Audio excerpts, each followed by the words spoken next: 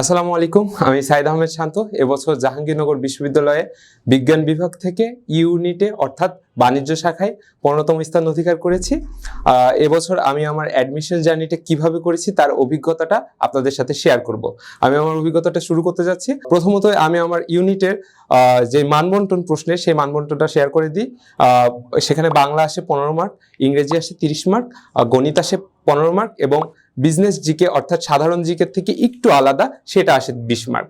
So total 80 মার্কের question থাকে। এই 80 মার্কের কোশ্চেনে কিভাবে আমি এক্সামটা দিয়েছি এবং কিভাবে আমার জার্নিটা স্টার্ট হয়েছে সেটা এখন থেকে শেয়ার করি। প্রথমত আমি একটা জিনিস ক্লিয়ার করে দিতে চাই যে আমি যখন প্রথমে পরীক্ষা দিয়েছিলাম ফার্স্ট টাইমে, তখন আমার কাঙ্ক্ষিত রেজাল্টটা হয়নি। তো সেখানে আমার অন্যান্য বন্ধু বান্ধব চান্স পেয়ে গিয়েছিল। তো 3 ইডিয়টস মুভির একটা কথা আছে যে अगर दोस्त फेल होता है तो दुख होता है, अगर दोस्त फर्स्ट होता है तो और भी ज्यादा दुख होता है। সো আমার ক্ষেত্রে জিনিসটা তেমন হয়েছে, আমার ক্ষেত্রে ব্যত্যয় ঘটেনি। সো আমি অনেক বেশি কষ্ট পেয়েছিলাম। এরপর থেকে আমি অনেক বেশি ডেডিকেটেড এবং অনেক বেশি হার্ডওয়ার্কিং করে ফোকাসড একটা প্রিপারেশন নিয়ে আর কি এ পর্যায়ে আসতে পেরেছি। প্রথমত আমি একটা জিনিস ক্লিয়ার করে দিতে চাই, আমি কিন্তু নিতান্তই পরিশ্রমী স্টুডেন্ট না। আমার ক্ষেত্রে একটা মোটিভ সব থেকে বেশি কাজ করে যে পড়ালেখার কনসিস্টেন্সি এবং নিজেকে অনেক বেশি বেশি করে যাচাই করাটা একটা ইউনিভার্সিটি অ্যাডমিশন পরীক্ষার্থীর ক্ষেত্রে ট্রাম্প কার্ড হতে পারে। আমার ক্ষেত্রে যার ব্যত্যয় ঘটেনি। সুতরাং আমি অনেক বেশি বেশি করে পরীক্ষা দিয়েছি। সেটা শুধু জাহাঙ্গীরনগর বিশ্ববিদ্যালয়ের জন্য না, প্রত্যেকটা বিশ্ববিদ্যালয়ের জন্য অনেক বেশি বেশি করে আমি তাদের কোশ্চেন ব্যাংক অ্যানালাইসিস করতাম এবং সেই অনুসারে পরীক্ষা দিতাম। এবং এরপরে আমি বুঝতে পারতাম যে কোথায় কোথায় আমার ল্যাকিংসটা আসলে ছিল। তো ল্যাকিংসটা আমি ধরতে পেরে সেই টপিকগুলো আরেকবার রিভিশন দিতাম। সো এর মাধ্যম দিয়ে আমি আসলে আমার প্রশ্নগুলো সম্পর্কে অনেক বেশি পরিমাণ ক্লিয়ার হয়েছি।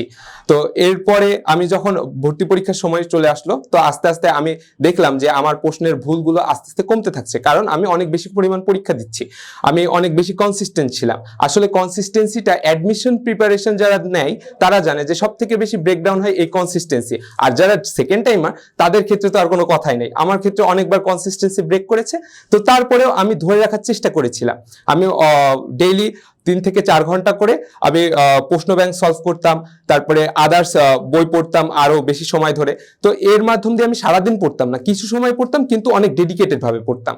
এই ডেডিকেটেড ভাবে পড়ার পরে আজকে আমি জাহাঙ্গীরনগর বিশ্ববিদ্যালয়ে 15তম স্থান অধিকার করেছি। Last but not the least, অনেক বেশি বেশি করে পরীক্ষা দেওয়ার মাধ্যমেই তুমি ধরতে পারবে তোমার কোথায় কোথায় ভুলটা ছিল।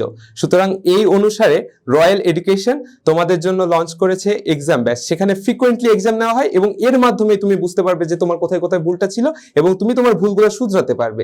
সো সম্পূর্ণ ফ্রিতে নিজেকে যাচাই করো এবং যত পরিমাণ তুমি যাচাই করবে ভর্তি পরীক্ষায় তুমি তত বেশি এগিয়ে থাকবে অন্যদের থেকে। আমি বেশি বেশি পরীক্ষা দিয়ে বেশি বেশি নিজেকে যাচাই করে অ্যাডমিশন পরীক্ষায় সফলতা অর্জন করেছি।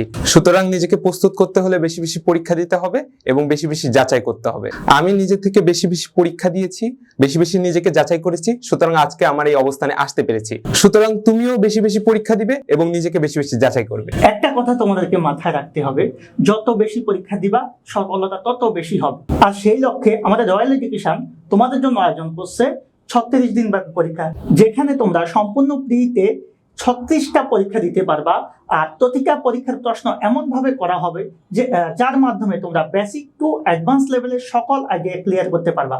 সো আর দেরি না করে অবশ্যই যুক্ত হয়ে যাও আমাদের এক্সাম ব্যাচে। এই সুযোগ হাতছাড়া করা কারোই উচিত হবে না। সেজন্য তোমার বন্ধু বান্ধবকে জানিয়ে দাও এবং মেনশন করে আমাদের সাথে যুক্ত হয়ে যাও।